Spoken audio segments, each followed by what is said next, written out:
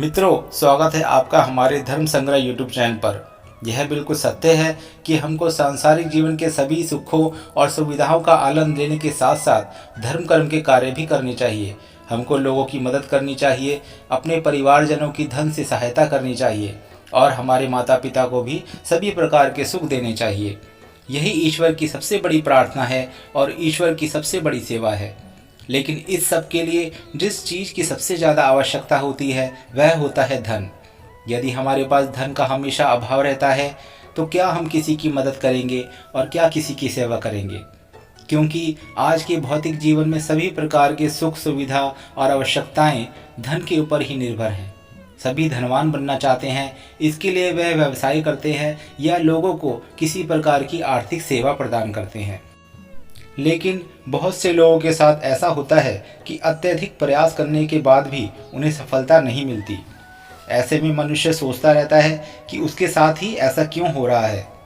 हर तरह से सही योजना, सही परिश्रम और सही सोच के साथ काम करने के बावजूद वह विफल क्यों हो रहा है। ऐसी स्थिति होने पर जब घाटा होने लगता है तो स्थिति और भी खराब हो जाती है, क्योंकि ऐसे में कोई भी व्यक्ति अपनी हिम्मत हार सकता है। यही सब प्रश्न लेकर एक बार नारद जी माँ लक्ष्मी जी के पास गए।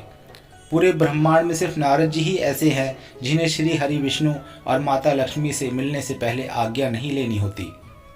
वहां पहुंचकर देव ऋषि नारद जी ने माता लक्ष्मी जी को प्रणाम किया और बोले, हे माँ लक्ष्मी, मैं आपके चरणों में सादर प्रणाम करता हूँ। आप ही जगत जननी हैं और आप ही नवदुर्गा हैं। इस पर माता लक्ष्मी बोली, देव ऋषि नारद, आप पर स्वामी श्री हरि विष्णु और मेरा सदा आशीर्वाद बना रहेगा। कहिए, आप इस बार मनुष्य की किस विपदा का निवारण पाने के लिए आए हैं? नारद जी बोले, हे माँ लक्ष्मी, आप तो सर्वज्ञानी हैं, आपसे क्या बात छुपी है? फिर भी मैं आपको बताता हूँ कि क्या दुविधा है जो मेरे मन को सता रही है। माता लक्ष्मी, मृत्युलोक में मैं देखता हूँ कि सभी मनुष्य धनवान बनने का प्रयास करते हैं, लेकिन जहाँ कुछ लोगों को कम प्रयास के बाद भी सफलता प्राप्त हो जाती है, वहीं कुछ हर तरह से सही कदम उठाने के बाद भी असफल क्यों हो जाते हैं। एक जैसे प्रयास, एक जैसी योजना होने के बाद भी उनके परिणाम भिन्न क्यों होते हैं? आप कृपया मेरी और समस्त मानव जाति की इस दुविधा का निवारण करें। माता लक्ष्मी बोली, हे नारद श्री, मैं आपको इन सभी प्रश्नों का उत्तर देने के लिए एक कथा सुनाती हूँ। एक गांव में एक निर्धन युवक रहता था। उसका नाम राजदेव था। वह श्री हरि विष्णु का बहुत बड़ा भक्त था। वह प्रत्येक कार्य के लिए श्री हरि का धन्यवाद करता। उसने बहुत अधिक परिश्रम किया और कई साल तक पैसे जोड़ने के बाद एक कपड़े की दुकान खोली। उसके अच्छे व्यवहार और परिश्रम के साथ श्री हरि के प्रति उसके समर्पण के कारण जल्दी ही उसे व्यवसाय में अच्छी सफलता प्राप्त होने लगी। दूर दूर से ग्राहक उसकी दुकान पर आने लगे। दिन भर दुकान पर ग्राहकों की भीड़ लगी रहती थी। सफलता को देखते हुए राजदेव ने अपने व्यवसाय को बड़ा करना शुरू कर दिया। फिर क्या था, दिन दुगनी और रात चौगुनी तरक्की होने लगी। धन की तो जैसे वर्षा हो रही थी। कुछ वर्ष के उपरांत राजदेव ने सोचा कि वह कपड़े का एक बड़ा कारखाना लगाएगा, जिससे उसका व्यवसाय और भी बड़ा हो जाएगा। लेकिन अपनी सफलता के मद में राजदेव अहंकारी हो गया था। उसकी बातों और व्यवहार में घमंड झलकने लगा था। वह लोगों से कहता कि मेरी मेहनत और बुद्धि के बल पर मैंने इतना बड़ा व्यवसाय खड़ा कर लिया है और अब मैं एक कपड़े का बड़ा कारखाना खोल रहा हूँ। इसके बाद मेरा कपड़ा देश और विदेश में जाएगा, जिससे मैं देश का एक बहुत बड़ा कारोबारी बन जाऊँगा। राजदेव ने अपनी बुद्धि और कुशलता के बल पर एक बहुत अच्छी योजना बनाई। उस पर सही से काम किया और जल्दी ही कारखाना शुरू हो गया। राजदेव और उसका परिवार बहुत खुश थे। शुरू में अच्छे परिणाम भी आ रहे थे, लेकिन थोड़े समय बाद ही राजदेव को व्यापार में घाटा होने लगा। राजदेव की समझ में कुछ नहीं आ रहा था कि ऐसा क्यों हो रहा है।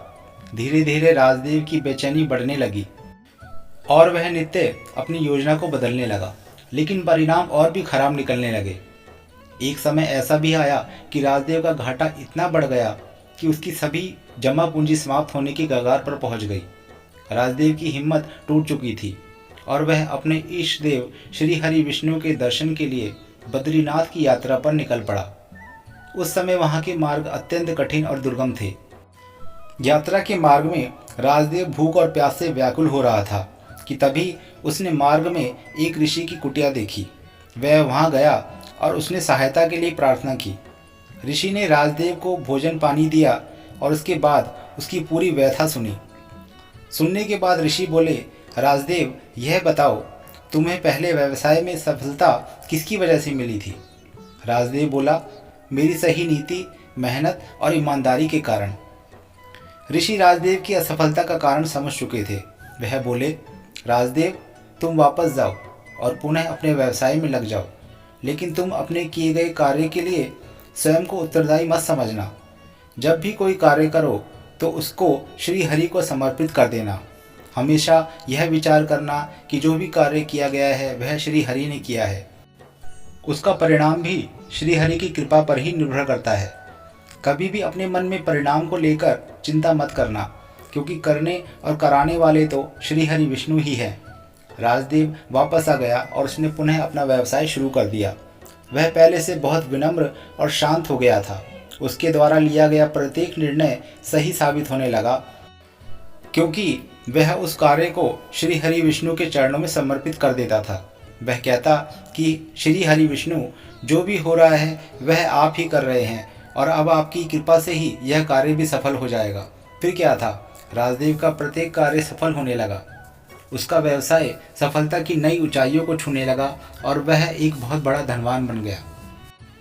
इतनी कथा सुनाने के बाद माँ लक्ष्मी नारद जी से बोली, नारद श्री, अब आपको अपने प्रश्न का सही उत्तर मिल गया होगा। मनुष्य थोड़ी सी सफलता पाने के बाद अहंकार में डूब जाता है। वह सोचता है कि करने और कराने वाला मैं ही हूँ और यही उसकी असफलता और दरिद्रता का सबसे बड़ा कारण बनता है। यदि मनुष्य सही योजना बनाने के बाद सही समय सही परिश्रम के साथ कार्य करते हुए उसका परिणाम श्री हरि विष्णु को समर्पित कर दे तो उसकी सफलता निश्चित है। धन की वर्षा होने लगेगी, इतना धन हो जाएगा कि उसे संभालना भी कठिन हो जाएगा। नारद मुनि को एक बार फिर मनुष्य की एक बड़ी परेशानी का निवारण मिल गया था। आशा है कि आपको भी प्रत्येक कार्य में सफल होने का सरल मार्ग मिल गया होगा। यदि आप सफलता प्राप्त करने लगे तो आपको धनवान होने से दुनिया की कोई भी ताकत नहीं रोक सकती। ओम नमो भगवते वासुदेवाय नमः। हर हर महादेव। लक्ष्मी माता की जय। जय श्री राम, जय श्री कृष्ण, जय माता की।